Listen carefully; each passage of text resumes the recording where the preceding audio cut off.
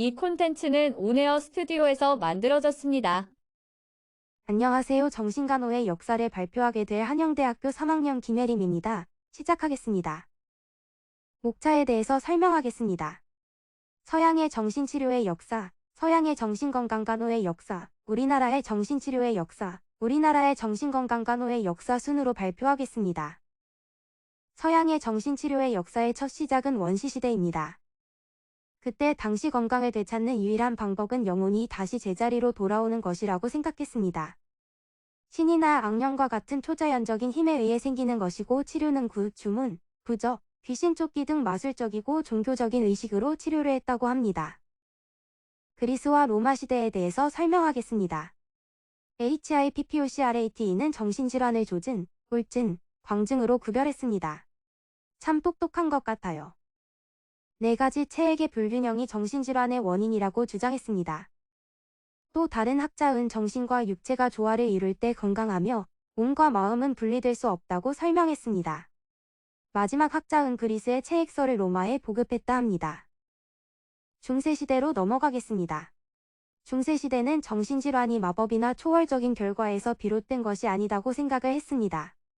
지금으로부터 약 1500년 전 750년경 역사상 최초의 정신요양소가 설립됐습니다. 중세시대 학자는 감정적 장애로 신체장애가 발생할 수 있고 정신치료를 통해 치료할 수 있다고 했습니다. 로마 제국의 멸망과 계몽사상이 쇠퇴되고 다시 초자연적 힘과 악령 때문인 것이라고 인식했습니다. 다음은 르네상스 시대입니다. 과학적 인문주의적 사조와 자연과학적 견해, 인간 육체에 대해 존중사상이 퍼지기 시작했습니다. 는 어떠한 원인으로 인하여 발생하는 질환임을 분명히 하였습니다. WEYER는 마녀로 취급당하는 사람들이 마녀가 아니고 정신질환자임을 명백히 주장했습니다. PLATER은 증상에 따라 질병을 분류하고 장애의 정신적 요인을 강조하였습니다. 17, 18세기에는 수용소를 설립을 했습니다. 그 수용소에 정신질환자들에게 쇠사슬을 사용했다고 하는데 그 이유가 사회적 질서를 유지하기 위해서라고 합니다.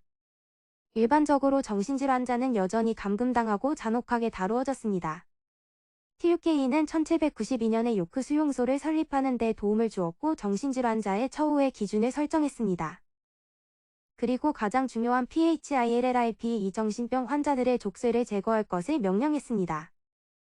19세기와 20세기는 5가지로 나누는데 처음 기술정신의학의 KRAPLI에는 임상증상의 관찰을 중요시하고 관찰을 기초로 하여 정신질환의 원인, 증상, 병과 예후 등을 체계적으로 기술하여 기술정신의학의 체계를 이루었다.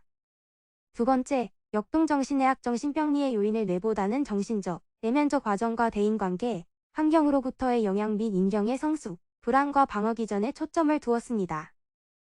세 번째, 심리학의 인지심리학 COGNIKIV PSYCHOLOGY과 발달이론도 인지치료의 기초가 되었습니다. 네 번째, 생리정신의학 기술 발전으로 정신병 환자의 뇌구조적 변화를 더욱 정확하게 파악할 수 있게 되었고 마지막으로 지금은 지역사회 정신보건이라고 불리는 사회정신의학은 정신약물학의 발달로 인하여 많은 환자가 정신병원에 장시간 수용될 필요가 없어지고 폐쇄병동이 아닌 지역사회에서 환자를 치료합니다. 두 번째, 서양의 정신건강간호의 역사에 대해서 발표하겠습니다. 1882년은 병원의 정신간호사 훈련을 위한 학교를 처음 개설했으며 1913년 정신간호 교육과정을 정규 교육과정에 처음으로 포함시켰습니다. 1953년 가치료적 공동체 정신과의 새로운 치료 방법을 발간한 것으로 사회적 환경을 이용하였고 항정신병 약물을 사용하게 된 것입니다.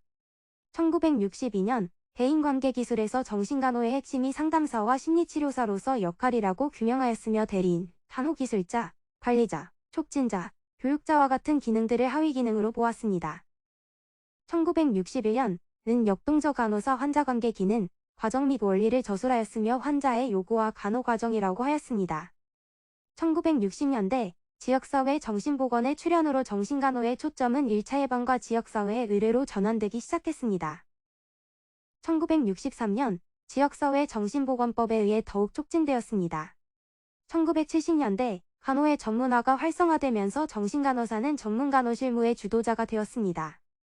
1973년 정신간호실무 표준이 발표된 후 주기적으로 개정되었고 1980년대 뇌영상 기술이 발달하였습니다.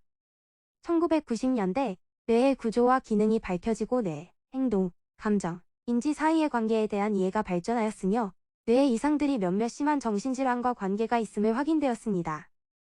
오늘날 대상자와의 치료적 관계를 수립하고 대상자의 정신사회적 요구에 적절한 관심을 갖는 한편 정신질환을 이해하고 치료하는 데 있어 생화학적인 요소에도 많은 관심이 요구되고 있습니다. 세 번째 시간 우리나라의 정신치료의 역사에 대해서 설명하겠습니다. 19세기 말 서양의학이 들어오기 전까지 한의학과 민간요법으로 치료 현재까지도 민간요법이 시행되고 있었습니다. 예를 들면 병의 읽기, 안수기도, 복숭아 나뭇가지로 때리기 등이 있습니다. 삼국유사에는 의사가 아닌 승려의 연극요법도 소개되었고 신라현덕왕 때 각간 춘공은 오늘날의 질병 기준으로 볼 때 우울장애에 해당하는 질병을 알았던 것으로 기록되어져 있습니다. 조선 중기에 대해서 설명하겠습니다. 허준 선생님이 집필하신 동의보감을 잘 아시나요? 거기에 적혀있는 내용 중 오늘날 조현병과 유사한 병, 신의 힘이 인간의 건강에 매우 중요한 것이라고 설명되어져 있습니다. 태극의 바탕을 둔 건강개념과 원시적인 생명관, 불교철학, 도교철학적 이념이 포함되었습니다. 1885년 만립광해원이 설립되었고 1910년 서양 선교사와 일본인 의사에 의해 정신장애에 관한 교육이 이루어졌습니다. 1913년 조선총독부 의원의 정신과 병동을 신설하여 진료하였습니다. 하지만 대부분의 정신질환자를 폐쇄병동에서 치료하였습니다. 마지막 교시 우리나라의 정신치료의 역사에 대해서 발표하겠습니다. 1945년 대학정신의학회가 창립하였습니다. 1962년 보건복지부 산하의 국립서울정신병원이 설립하였고 1995년 정신보건보건법이 개정, 정신질환자의 인권보장과 더불어 국가와 지방자치단체가 지역사회 정신보건사업을 실시할 수 있는 법적 근거를 마련, 4개 정신보건 전문가 단체가 연합하여 한국정신사회재활협회를 발족하였습니다. 1997년 보건복지부 보건증진국 내에 정신보건과가 신설되었고 2013년 정신건강증진법으로 명칭이 변경되었습니다. 2016년 국립정신건강센터로 개칭되며 정신건강증진 및 정신질환자 복지서비스 지원에 관한 법률로 명칭이 변경되었고 정신질환자에 대한 인권침해와 차별적 요소가 줄어들었습니다. 2017년 보건복지부 건강정책국 내 정신건강정책과에서 정신건강사업을 실시되었습니다. 1953년 보호관리에서 인슐린온 수유법, 전기충격치료 시 일반적 신체간호, 환자관찰, 투약 등으로 변화 생겼고 1960년대 환경치료, 활동치료가 실시되었습니다.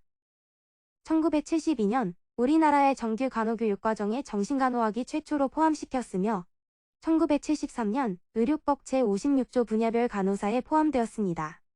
1991년 정신간호사의 수련은 용인정신병원에 처음으로 시작되었습니다.